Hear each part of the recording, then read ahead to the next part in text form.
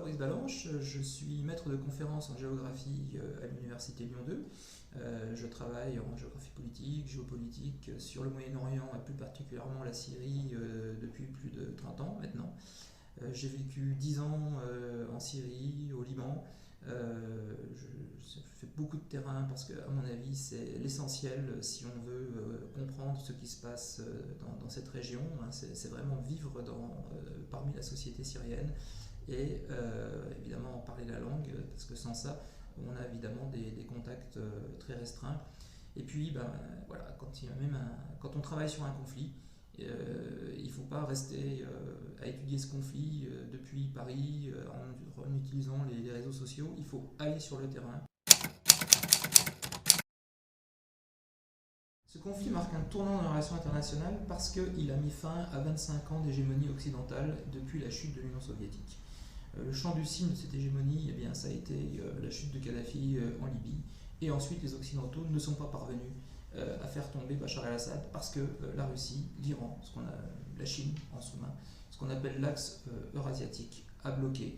Et ça a été le début justement de cette alliance entre ces trois pays qui a pour but de faire basculer la domination du monde à leur profit. La première erreur d'analyse, c'est de n'avoir pas tenu compte du communautarisme qui organise la société syrienne et qui organise le pouvoir politique. Notamment avoir cru que la communauté alaouite, dont est issu Bachar el-Assad, allait se démarquer du pouvoir, allait se révolter contre lui, alors que pour cette communauté persécutée depuis des siècles par l'islam sunnite, c'était une guerre existentielle, c'était la peur d'être éliminé ou chassé du pays par une révolte dominée par les sunnites. Il a surmonté cette crise parce qu'il avait une armée qui lui était restée fidèle, parce qu'elle était composée essentiellement par des alaouites au niveau des cadres et des forces d'élite. Et il a mis en place une stratégie de contre-insurrection qui a porté ses fruits. Alors qu'on croyait que le territoire syrien se réduisait comme peau de chagrin, c'est vrai qu'à un moment donné, il ne contrôlait plus que 20% du territoire, ce n'était pas un abandon, c'était une concentration volontaire des troupes sur les lieux essentiels qui lui a ensuite permis de reprendre le contrôle du territoire. En face, on avait une opposition qui était complètement divisée, voire concurrente entre les pro-saoudiens, les pro-qataris, les islamistes, les séculiers, etc.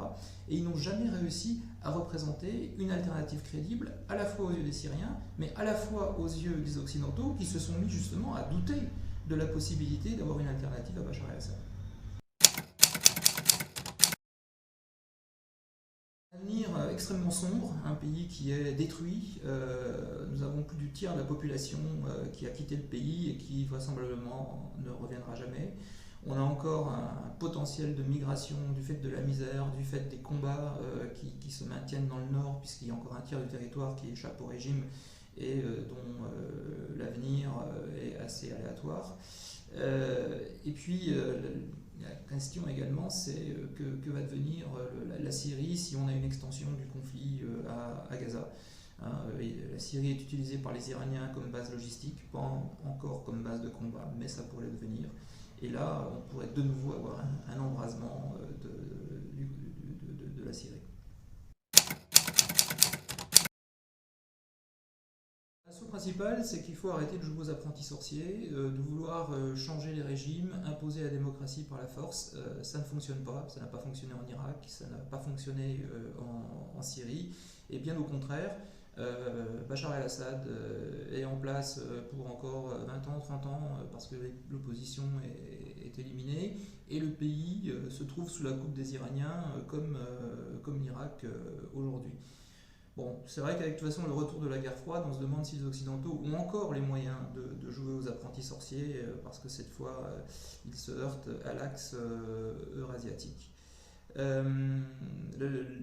Il faut changer le mode de prise de décision, s'appuyer davantage sur les connaissances qui viennent du terrain et non sur des considérations idéologiques. Il faut arrêter de faire ce que Hubert Védrine appelle par exemple l'irréal politique.